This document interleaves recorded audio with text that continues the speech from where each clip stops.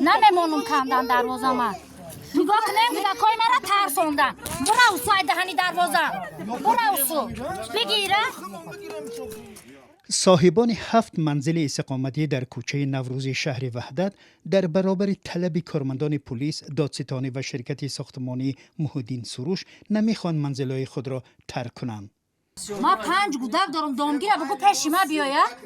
ما قطعی کودکام گیجا میرم بای خانه چپا میکدد ها چون میگیستم من صاحب خانه ایم چون میگم به خانه من گیجا میرم خانی مرا چپا میکنه مرا میگرفت که در گیجا مرا میگرفت که نسو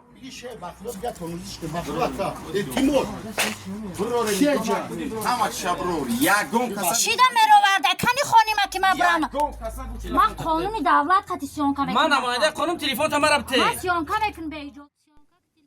اما صرف نظر از ناراضگی های ساکنان طوری در عکس و ویدیوها دیده می شود روز 21 نوامبر مقامات با تراکتور و بولدوزرها به تخریب منزل ساکنان شروع کردند. در نوارهای ویدیویی که به دست رادیو آزادی رسید دیده می شود کارمندان پلیس دروازه منزل آنها را با زور باز نموده وارد می شوند و طلب می کنند که خانه های خود را برای شرکت ساختمانی محودین سروش خالی کنند. اکا همین خدانالا تومت خونه ما یکا چی خیلی تو نمیخوادی کورمان دیگه خونه ما یکا من خانه نداده گیجا میرم 5 نفر بودقتی این ایش خونه ما بودقتی گیجا میرم خانه ما میگره نیرم من گیجا میرم بگو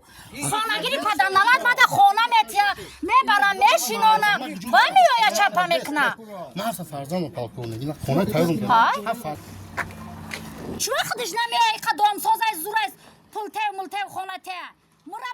ساکنان این حوله ها میگویند از سال 2022 به این طرف این شرکت با چه راه و بی رازگی آنها قرار حکومت وحدت را برای ساختمان دریافت کرده است و با تکیه به آن تلاش دارد آنها را از اینجا بیرون کند.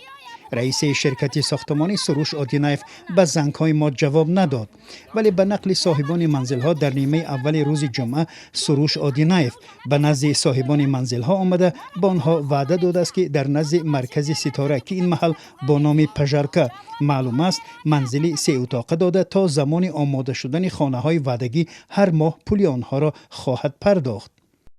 حالا در صحبت به ما ساکنان این حوله ها گفتند که بار و بخچه هایشون را جمع کردند و رئیس شرکت آمده آنها را میبرد. چی ده میره؟ دام بیای یگان جده هسته که خانی آدم بگی به خانه بسته